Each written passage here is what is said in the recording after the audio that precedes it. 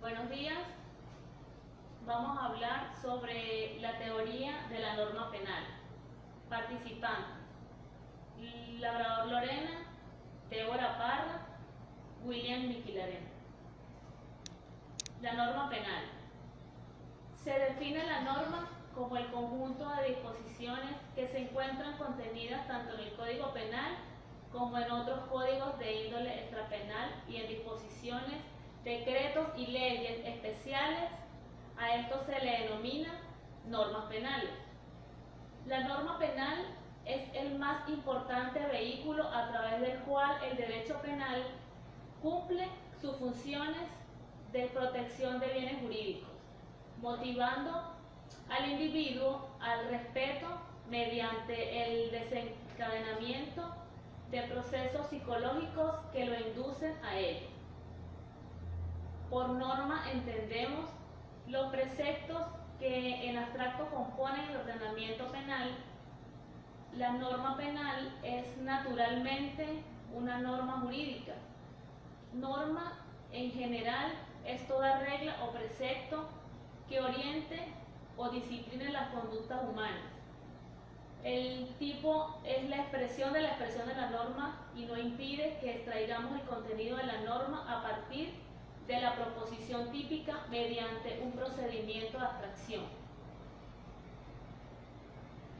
En cuanto a las características de la norma penal, tenemos imperativa, dado su carácter de ley formal emanado de la autoridad del Estado. Como regla de conducta es inexorablemente obligatoria. Otra característica que tenemos es que tiene función valorativa, en cuanto califica como contrarios a los fines de seguridad y bienestar del Estado respecto a la comunidad a un sinnúmero de comportamientos y por eso lo prohíbe. Tiene carácter estatal. La potestad punitiva del Estado solo le corresponde al Estado, es decir, los bienes son del Estado. En cuanto a la estructura de norma penal, está compuesta por precepto y sanción. En el precepto está contenida la descripción de lo que se debe hacer o no y por ello el hecho de que se configure en delito. Comúnmente llamamos tipo penal a la descripción del hecho contenido en la norma. La sanción o consecuencia jurídica se denomina pena, que se define por el autor Anton Lesey como la amenaza de un mal. Esta amenaza se dirige a ejercer una coacción psicológica sobre la voluntad de la sociedad al Estado para inducirles al respecto del precepto penal, ante la perspectiva de un sufrimiento. Se tiene como freno a los impulsos antisociales en contra del impulso criminal. Existen diversas clases de normas, las cuales tenemos. No siempre están contenidas en una misma disposición los dos elementos esenciales de la norma, que es el precepto y la sanción. Algunas veces están subdivididas, separadas en diversas disposiciones, las cuales contienen solamente la función o el precepto. En estos casos es misión del intérprete reconstruir su unidad. Se denominan así las normas que son incompletas o imperfectas. En los eventos en que la norma contiene plenamente determinada solo la función, pero el precepto no se haya determinado claramente o está determinado genéricamente y que debe ser completado con un elemento futuro, son normas penales en blanco. Buenas tardes. Continuando con nuestra exposición, me toca hablarles de la eficacia de la norma penal. De la eficacia de la norma penal vamos a conseguir la validez temporal, que es el ámbito temporal de la ley penal. Se estudia teniendo en cuenta dos parámetros. Uno, la vigencia. En el derecho venezolano, la ley penal, como todas las leyes, es obligatoria desde su publicación en la Gaceta Oficial o desde la fecha posterior a la que ella misma indique. según lo dispone el artículo 1 del Código Civil venezolano vigente. La derogación de la ley penal, al igual que las demás leyes, puede ser derogada por otra ley. El artículo 7 del Código Civil establece lo siguiente: las leyes no pueden derogarse sino por otras leyes, sino vale agregar contra su observancia, el desuso ni la costumbre o práctica en contrario por antiguos ni universales que sean. O sea, cuando hablamos de derogación, hablamos de cambiar, o sea, de suplantar una ley por otra, que una suplante a la otra y la otra deja de tener efecto de ley y pasa a ser vigente o a tener fuerza de ley la que quedó en vigencia, no la derogada. Ya la derogada, pues, podríamos decir que no tiene efectos legales, sino la nueva, para hablarlo así un poco más coloquial. Vamos a continuar hablando de la sucesión de leyes.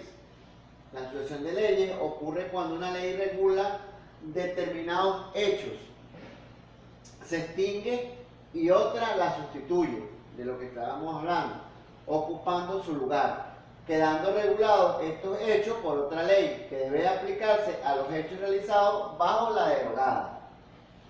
En materia penal se plantea el problema de que la sucesión de leyes con las características propias de esa rama, señalándose tres hipótesis que pueden darse o presentarse en este sentido. 1. La relación de la ley penal creadora de delitos, cuando surge una nueva ley que establece tipos penales que tipifica el hecho no prohibido o no considerado como punible. Cuando hablamos de hechos punibles, son los hechos que van en contra o van al margen de la ley. Continuando, el punto 2, cuando se promulga una ley penal, se deroga delitos, cuando se eliminan incriminaciones, esto es cuando se quita el carácter de punible a un hecho considerado como tal en la ley precedente. Y el número 3, la ley penal modificativa de delitos, cuando se modifica el tratamiento penal de un hecho considerado como punible en la legislación anterior.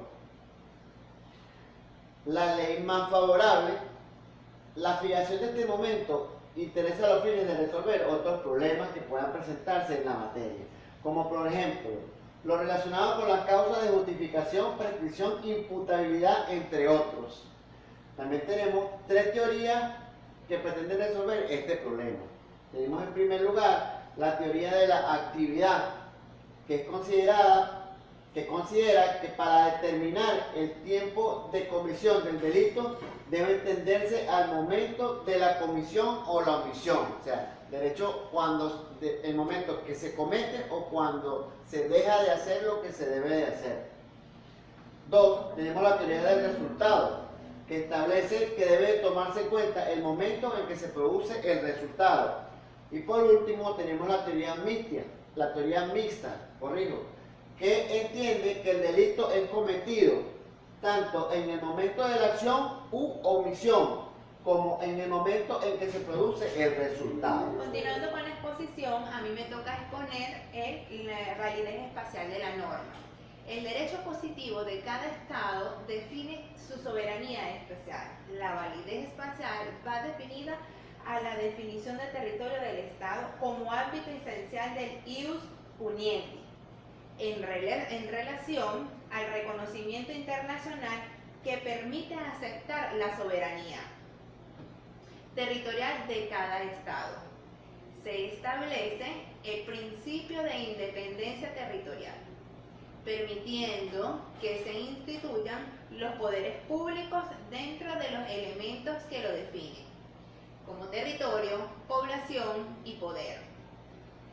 Surge entonces el derecho de la población a organizar el Estado, en donde serán determinados los poderes públicos, las formas de gobierno y las libertades ciudadanas. En ese ámbito es donde el poder legislativo tendrá la plena capacidad para que en el nombre del Estado dicte la ley penal que rija el ius puniendi en particular.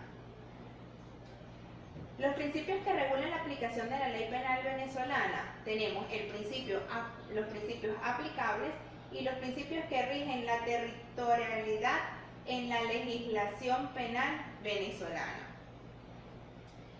En el principio aplicable decimos que en Venezuela se adoptan como reglas básicas para determinar la eficacia espacial de la ley penal. El principio fundamental de la territorialidad, así lo pauta el artículo 3 del Código Penal, según el cual la ley penal venezolana se aplica a todo hecho punible cometido dentro del territorio nacional, independientemente de la nacionalidad de la víctima y el lugar de la perpetración del delito.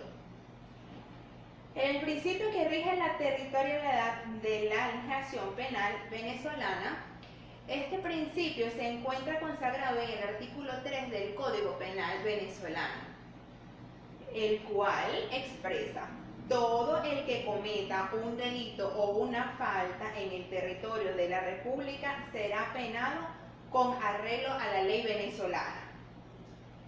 Por último, tenemos la validez personal.